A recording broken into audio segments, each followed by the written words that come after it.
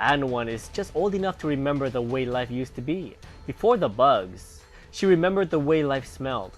Bakeries, clean laundry, flowers, her mom's perfume. Now her family picks through open grave of the old world just to survive.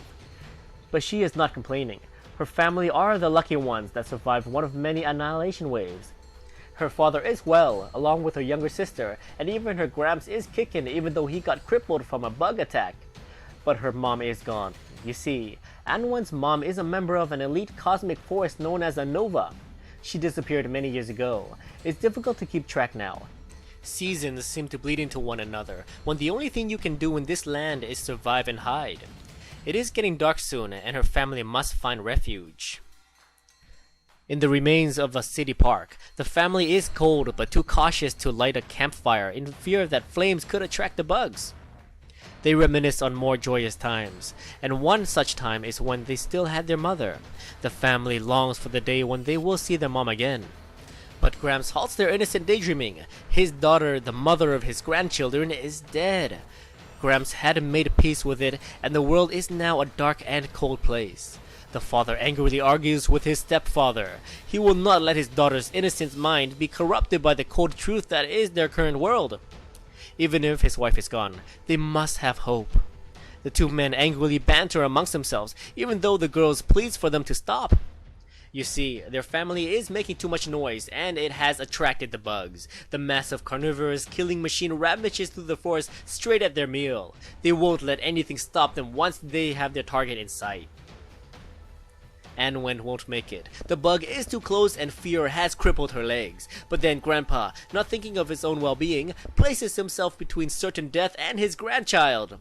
"Leave her alone," he yells, while taking a swing at the bug with his crutch. Anwen's father and sister get separated, but they continue to run. Even though their adrenaline is at its peak, after so many years of living in this world, they are getting good at evading their pursuers. Gramps runs for his life, but with his busted leg, he won't make it far. Luckily for the old man, he finds safe haven in a cement tube. But safe is not the word of the day, as the bugs savagely attempts to break through to get to their next meal. After a near-death moment, Anwen finds herself in the same cement tube alongside her Gramps. The bug throws the tube in hopes that it would shatter, revealing the juicy flesh inside. But the tube holds, and Gramps has stumbled out. With a pounding headache and a body ravaged with pain, Grandpa is still playing a hero and tells Anwen to stay inside. He runs and yells, "Over here, uglies! Over here!" A path is clear for Anwen, and she runs for shelter and her life, but a bug picks up her scent and a new chase has begun between bug and human.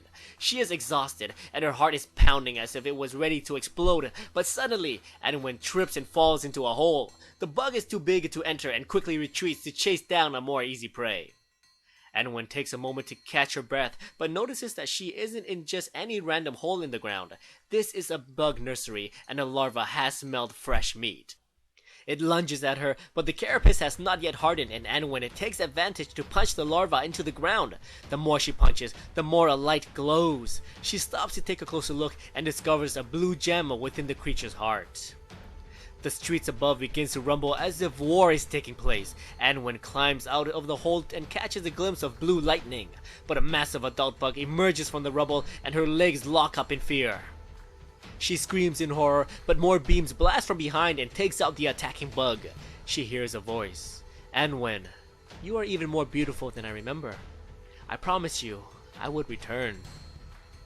Within her surrounding chaos and destruction, everything she had ever wished for came true. Mother and daughter embraces each other in their arms. But the bugs are not the only thing that is watching this reunion. With an orange gem in hand, Thanos looks on and plots for his task of reuniting the 5 other gems.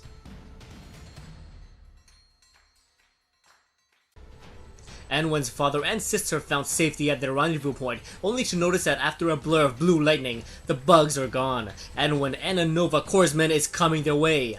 Fast. Landing on location, Anwen and her father embraces each other in their arms, and the mother has finally returned home. The mother has brought gifts for her daughters at the behest of her husband. She gives Anwen a gift of power. Anwen has always hated that star. She blamed her mother for choosing it instead of her family. But Anwen realizes that her mother didn't wear the star because she wanted to, but because she had to. And now, Anwen, a Nova Corpsman, is the newest recruit to join her mother in their crusade. The mother offers the same power to the youngest daughter, but instead of accepting that power, she gives it to their dog. This in turn transforms their canine to the very first dog-type Nova Corpsman to join their ranks. Moments later, the entire family has been inducted and their very first training session is to learn how to fly. While in flight, Anwen shows her mother the blue stone that she found inside of a bug's nest. "The Mind Stone," the mother replies, but their conversation is interrupted as a horde of flyers are heading straight for them. Their next step in training is target practice, and thus the family forms a circle and begins to unload everything they got at the flyers. With his new powers, Zigzag the dog is holding his own against their current threat at hand. Before, they would see the bugs and run. Heck, they even got good at it. But now, equipped with a Nova's power, they can fight and they can win. But the horde of flyers keep coming at them like an endless raging waterfall. Then hope arrives in the form of a blue mind gem. Anwen's mother holds the gem high and a burst of blue explodes. This in turn causes the horde of flyer bugs to retreat back to where they came. While they retreat, Anwen's mother states that the first rule of a Nova is to never spare a bug. Their threat has been immobilized and the group now flies towards a Nova compound, but arriving on location, what they found was a ravaged, destroyed bunker. 30 Novas are lost, and this was their last base of operations. The bad news does not end there as their mother realizes that this last base harbors something of great value, the other stone. The group rushes towards the chamber to find that the stone is indeed gone, and what's left is only the Gauntlet. This Gauntlet can carry the stones and will protect the user from the destructive powers of the Six, but the bugs couldn't have known about this, no. Someone else had to have known. The mother discovers foot tracks leading away from the Gauntlet, which could only mean one thing. Someone used the bug attacks as a cover to steal the stones. Elsewhere, Star-Lord returns to his ship greeted by fellow teammate Gamora. He has been to the Nova base, and his trip was not in vain. The possession of the Purple Stone now belongs to the Guardians of Nowhere. Sometime in the future, Thanos is in a death battle with an unknown Corpsman. Possessing 2 stones, the Nova takes the fight to the Mad Titan. Thanos cannot win and uses a stone to teleport away. Returning to the present, the Mad Titan is furious. "Again, the same damn outcome again," he screams. He heads down through the wreckage of the old world, only to be greeted by none other than himself. 2 Mad Titans, one not from this time. "I would just have to try harder," the new Mad Titan states. But the battle-scarred Thanos raises his hand and blasts a hole right through his other self. The body falls to the floor and the surviving Thanos picks up another orange stone. He states, "It's time for a new strategy."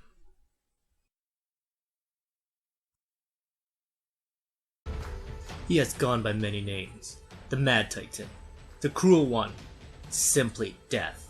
He has cheated Death with the Time Stone, not to avoid Drax, the man who yearns to be his destroyer, but to defeat the Novas, who time and time again always best him in battle. No matter how hard he tries, no matter how many stones he's gathered, the future becomes futile, and he always goes back to destroy the fruitless past. While Thanos schemes, his death sentence, a man known as Drax the Destroyer, is hot on his trails. But this time, Thanos will try a different tactic. He travels back in time when Anwen and her family have not yet been inducted into the Nova Corps. Arriving at their campsite in Central Park, Thanos offers a peace offering. His hunt yielded more than his fill, and he says that the family looks hungry. This lie makes his stomach churn, but it must be done to gain their trust. Before he departs, the Mad Titan wishes them luck. He has filled their bellies. He had begun to earn their trust. Then when the bug wave crashed upon them, family is weakness. Anwen's father and little sister are running out of breath as a horde of bugs are approaching fast. But this is when the Mad Titan makes his move. He jumps right in between the bug and its meal and begins to pummel the attackers. Soon, he will greet the day when he can crack Anwen and her family's bones beneath his heel. But today, Thanos is the savior. "Run! Save yourselves!" the Titan yells. The family ran without looking back. Thanos turns towards the bug and makes quick work out of them. It is easier than taking candy from a baby. He now runs to meet the family who he had saved. His heroics have earned their trust, but a new problem arises as Anwen's mother rejoins her family. It's gonna be a bit trickier to earn her trust. Thanos presents a Nova Pulse Cannon accompanied with a story. He tells the Nova Corpsman that he fought alongside her fellow Corps members, Commander Jesse Alexander and his son Sam. The bugs got to them both, but not before they managed to strip Thanos the Time Gem. In reality, he slayed a platoon of Novas to get this, but now, his next move will pain him dearly. The Mad Titan offers this gem to the Nova as a peace offering and to prove that he is a man that they can trust. Traveling with his new companions, the Titan keeps his hands by his side, for if he slips, his instincts will kick in and the urge to grab them and twist their necks becomes too overpowering. Above the clouds, Star-Lord and Gamora makes off with their loot. Among the items they stole is the purple Infinity Gem. Gamora asks, what good are gems when there is no economy? Weapons are the only currency in this world. Their ship shakes violently. Sensors show multiple bogies coming in hot. Gamora takes a closer look and discovers the Nova family, along with Thanos, are the culprits. They don't seem very happy that their items were stolen by thieves. The Nova continues their assault on the craft, but Gamora takes her position and returns a fire.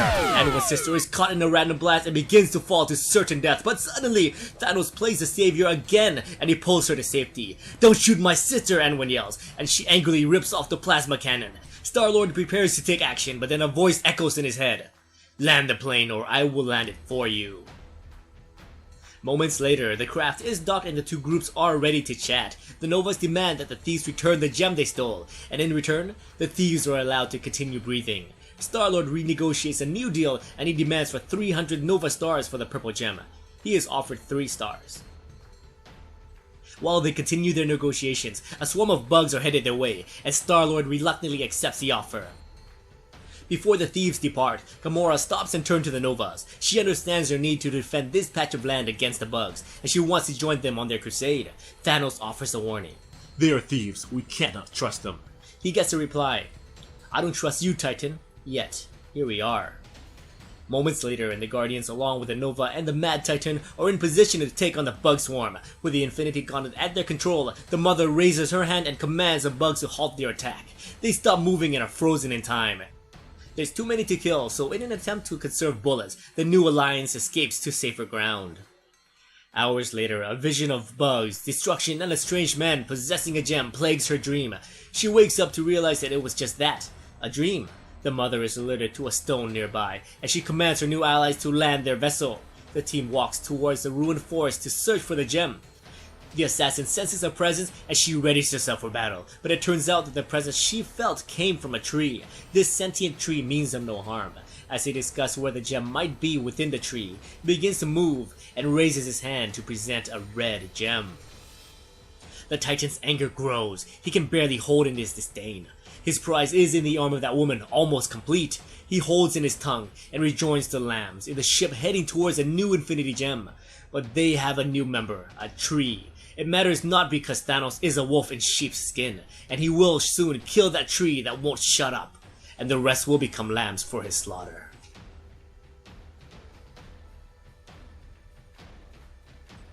With the aid of the Mind Stone, Anwen's mother takes their group to the city that held its own against the bugs. Anwen never thought she would see a city with people alive in it. The sight nearly brings tears to her eyes. But how can this be?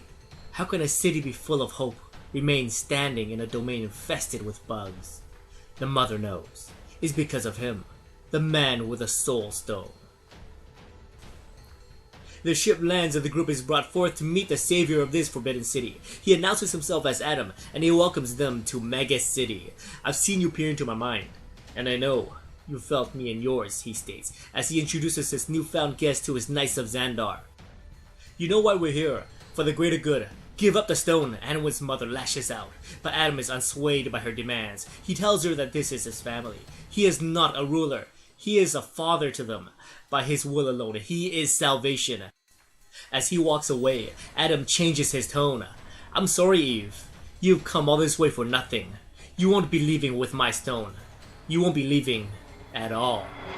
Those are fighting words and war has been declared. The Nova Corpsman with Gauntlet in hand begins to transform as blue lightning pours from every direction. The dust cloud clears and Anwen's mother is now engulfed by the Infinity Armor. Adam gives the command and his Knights of Xandar moves in attack formation and charges towards the Novas and their allies. Quill and Gamora returns the charge, but the father and little sisters get trapped within a wall of fire. The mother, with the aid of the Infinity Armor, bypasses the knights and goes straight towards the king, but Adam moves out of harm's way. You see, Adam is the protector of the Soul Stone. What good is the Infinity Armor when Adam has control of her soul? Her husband, a novice horseman, attempts to rescue, but he gets taken out by Adam's knights. She will not lose like this. She will not yield. Her will is stronger. She reclaims the soul and the fight gets taken outside. Meanwhile, a knight continues his assault on Quill and Gamora. Star-Lord takes the higher ground and attacks with range while the daughter of the Titan gets close with her melee attacks. The walls burst open, which heralds the arrival of Drax the Destroyer. Show yourself, Thanos. He yells. Unfortunately, Star-Lord is now caught in his crosshairs. But his partner manages to take off the knight's head only to find out the enemy does not need it to fight. She gets flung straight across the room where the tree is still in combat with another knight of Xandar.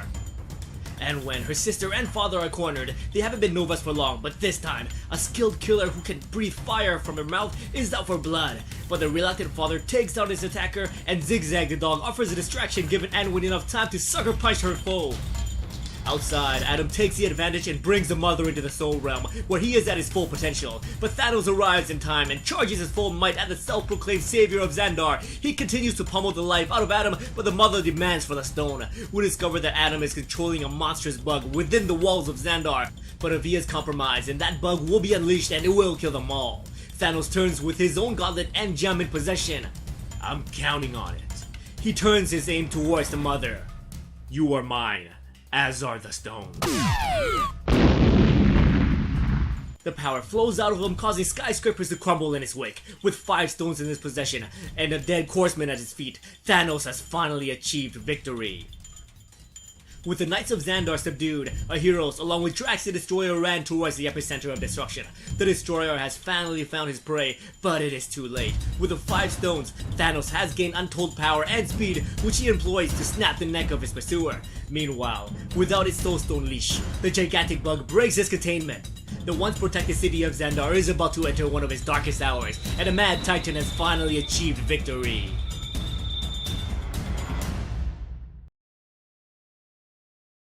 It's over again. This can't be happening. Anwin lost her mother once already, but this time, it's all over because of this man called Thanos. But wait, the mother is still alive. Eve is stuck within the Soul Gem, and if this reluctant family of heroes can stop the Mad Titan, then they can have their mother back. But Thanos vanishes into the chaos. They can't find him, but they have a good idea where he's headed. Zigzag the dog picks up the scent of the 6th and final Infinity Gem. The family now has their first lead. Elsewhere, Thanos soaks up the victory. He'd never come this close, but one stone eludes him. Suddenly, the skies open up, welcoming a future incarnation of himself. The future Titan charges at his past self while demanding for the Gauntlet. He knows where the last stone is, but the villain won't have it. He will not give up the prize that he worked so hard for. Meanwhile, Anwin's family is stuck within the walls due to the carnage and chaos created by the Behemoth.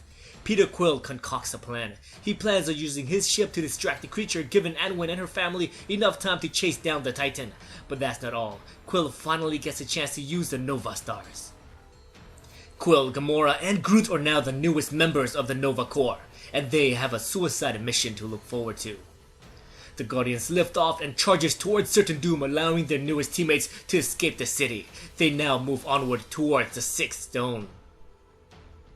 Elsewhere, Thanos bickers with his future incarnation. He acquired the 5 stones himself. He will not give it up even if it's to his future incarnation. Finally, the future Titan accidentally slips the location of the 6th stone. This is the moment Thanos was waiting for. He uses the powers of the 5 stones to destroy his future self. The family is en route to the 6th, and now, so is Thanos. Mount Terizi, Anwin and her family arrived first and acquired the final stone. Thanos is too late, but his ego washes over him and he will stop at nothing to reunite the Infinity Stones. Thanos preemptively strikes the family, but the father creates a barrier strong enough to stop the assault. With the Reality Stone, the Nova breaks Thanos apart on a molecular level, but this attack is not good enough when the Titan time travels out to safety. He charges directly at the Novas, but Anwin takes control of the stone and creates another barrier which absorbs the impact. The result of Anwin's imagination combined with the Reality Stone created a Megazord? Okay. Thanos begins to grow in mass, causing a gravity field sucking in everything within a 2-mile radius. But even this effort is not good enough as Thanos overpowers his prison. He charges at the Megazord, taking a more physical, aggressive approach. The Novas are losing, so in a last-ditch effort, they command the stone to push Thanos out of this reality.